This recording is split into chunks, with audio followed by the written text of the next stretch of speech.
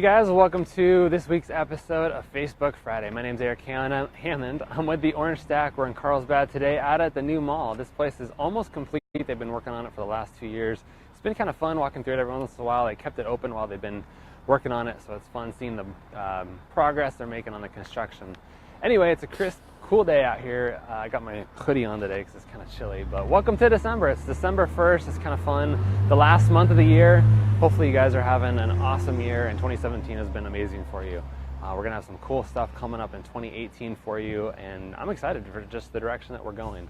If you are new to the show, this is the Orange Stack, and we basically help you market your business, help you get more business, help you do more with it, help you grow your marketing really through social media campaigns and strategies on Facebook and Twitter and Instagram and all those awesome platforms. So as the title shows, today we are talking about teams and growth. I think there's a lot of solopreneurs out there, meaning that they're doing it on their own. They've been, by themselves for the whole time, and they've been making it work, but they got to a point where it just doesn't make sense anymore. And I want to talk to you guys about how to get to that next level, how to grow a team, how to hire some support. And here comes another motorcycle through the shot. Anyway, so teams, right? Teams are awesome. They can be very impactful. They can accomplish a lot. When I was in real estate, we had a team. I think there's about 15 people on our team. At the peak of it, we had several listing agents, several buyer's agents. When we were flipping houses, we had a team. I had a construction support team to help us conquer as many houses as we could each month. Even now with my company, we have a small team. There's about 7 of us. But it's picking up and we're growing and we're getting more business. And I think a team is just, sometimes it makes sense and that's the way to go. Sometimes it makes sense to be by yourself and do your own thing to a certain point. But if you want to get to that next level, it probably makes sense to kind of grow. So we're going to cover, I guess, the 8 questions to ask yourself if it's time to get to the next level and grow and hire somebody. So the first one is has your income plateaued? Have you been working for a while and you haven't seen an increase in income? Maybe you're still selling the same amount of houses or you're still doing the same amount of closed business. You got to consider maybe it makes sense to do something more. Is there something holding you back that could get you to that next level? Next one is, are you consistently missing your sales goals?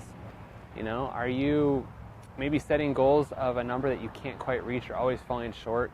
I think it's good to have bigger goals than maybe you're getting to because it kind of sets you to that next level.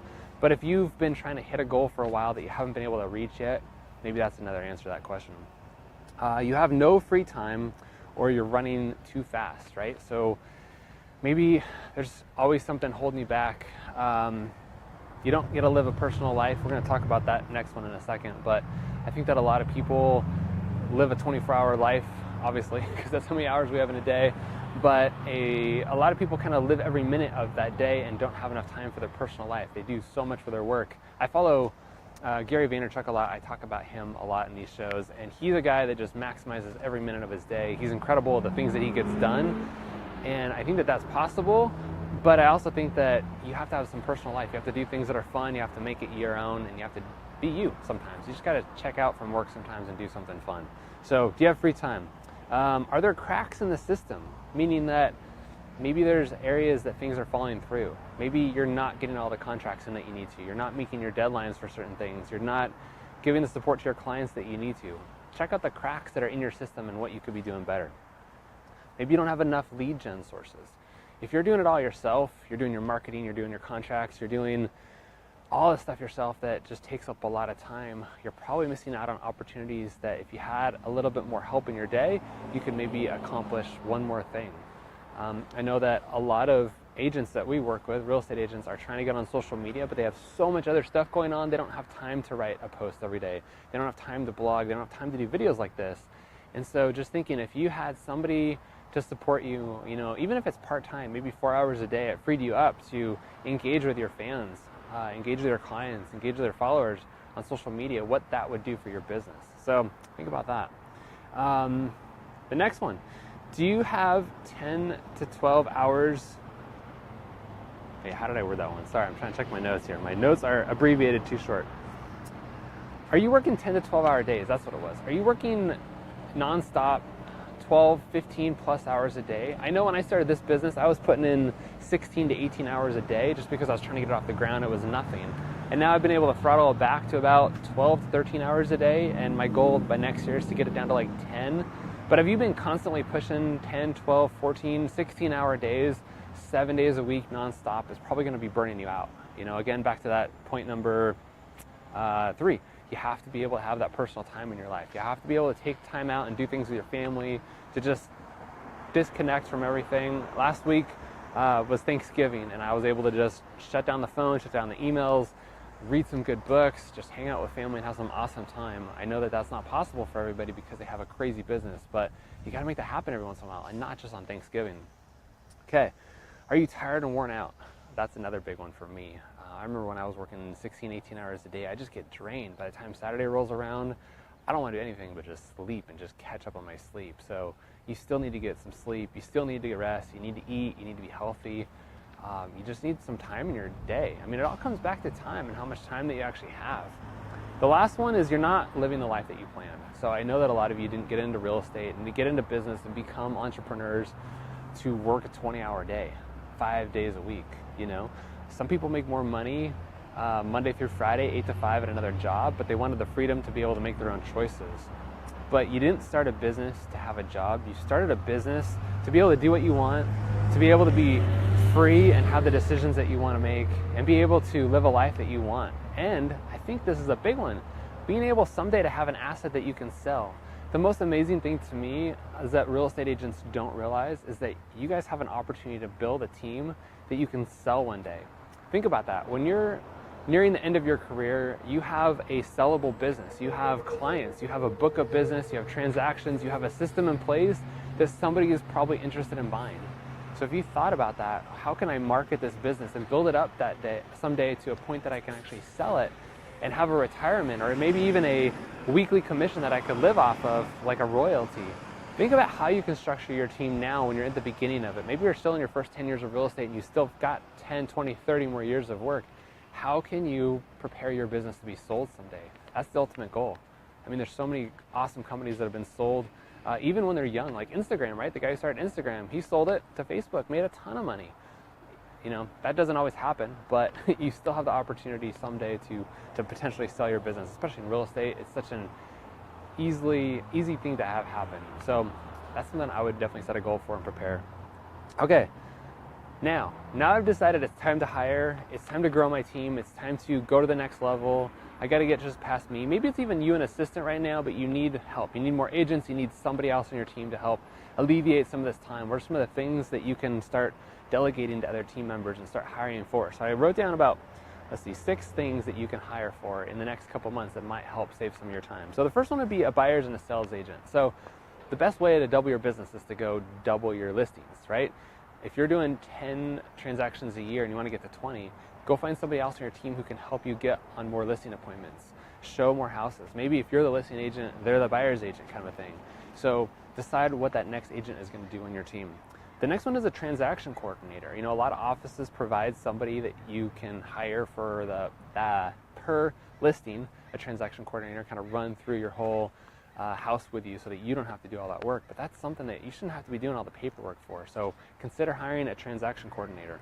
A listing coordinator is another big one. It's just kind of along those same things. Sometimes those positions go hand in hand, but having somebody help you get the listing on the MLS, get all the photos organized, get the owner on board, get everything ready to go so that your listing is beautiful and you have all your I's dotted and T's crossed and ready to go. That's a huge position. Next one is a marketing coordinator. This is something that's tricky because a lot of agents don't know how to market their property properly. And I think that there's a lot of external companies, much like ours, that help you guys market your listings. It helps you market to find more buyers, market to find more sellers, whether it's postcards or social media, banner ads, whatever it is. There's a good opportunity for you guys to outsource that to somebody else. I think a lot of agents enjoy doing that, but they shouldn't do that because there's a lot of great companies out there that can help you do that. Again, if you're that personality that enjoys the marketing, maybe you go hire agents to sell the real estate and you focus on building your business. Maybe that's more of interest to you, but a marketing coordinator can be a huge benefit to your team. An operations manager, okay? This is another awesome position. This is the person who's in your office who runs things, who makes it smooth, who makes it beautiful, who makes sure nothing falls through those cracks. Those systems are in place, that everything is operational. And it takes a different mindset than most agents. Some agents are very business mindset, some are more artists, some are more entrepreneurs. Tony Robbins talks a lot about the different types of personality traits that there are in business. You got to figure out what you are and hire what you don't have. So if you're the artist, go find the business manager, go find the entrepreneur, find the places and people that you don't have in your business, and it's going to help you succeed. Okay, and the last one, this is a huge one too, an ISA team. That was one of the things that I actually managed on our team, was our ISA team. I helped us generate more leads. I made phone calls. We talked to expireds. We talked to for sale by owners. We circle called. We followed up with past clients. Having an ISA team is probably one of the most effective ways of marketing that you can do right now. And I know a lot of people don't like to be on the phone, so you got to find that right type of personality that enjoys being on the phone. Somebody's going to do it all day, every day, and keep doing it no matter what, and love rejection and just be able to handle it. So consider how your ISA team is going to look, even if it's just a VA in another country that gets on the phone every day and calls for a couple hours. That could be a huge benefit to your team right now. Okay, the next steps. This is kind of the final wrap up here. Decide the outcome that you want. It's almost 2018. What do you want for 2018? How many listings are you going after? How many transactions do you want to do? How big do you want your team to be? What's your GCI goal? What are you trying to accomplish here? And then decide how you're going to plan that out. Who am I going to hire first? When am I going to do it? I need a job description. I need to know exactly how I'm going to compensate them. Those are important things to know. So write out your job description, decide how you're going to hire them, when you're going to hire them, how you're going to pay them. Those are important things. And then the last one is hire right. Someone told me this, I like it. Hire slow and fire fast. You've got to spend your time, do your due diligence, and know exactly who you're going to hire. Interview them, have them test it out on a couple projects with you. And if it doesn't make sense, get rid of them and move on to the next person, because life's too short to be working with somebody that you don't enjoy working with, that isn't doing it right. So, okay, that's my tips. I hope that you guys are on the path to grow a team. I know it could be successful. I know that if done right, teams can be amazing. As real estate is changing, as big tech companies are coming into the real estate field, Facebook right now is actually helping people sell their homes. So it's, again, just taking down that real estate agent one notch at a time. But I think that the world's turning towards teams. They're being more successful than those solo agents. You're only going to be able to be a solo agent for so long. So you got to figure out how to make it happen as a team. Plan it out, set your goals. Even if you just partner with somebody else in the office to make it a little bit easier, I think that's going to help you a ton. So my name's Eric. I really appreciate you following along each week as we, on Facebook Friday, this show that we do every Friday at 10 a.m. Pacific live, help you guys uncover how to grow your business. We don't always talk about real estate, but that's definitely one of the main subjects that we do around here. But how to help you guys grow as a business, how to get to the next level, and what you can be doing better to get there. So thanks for following. We'll catch you next week. Have an awesome day.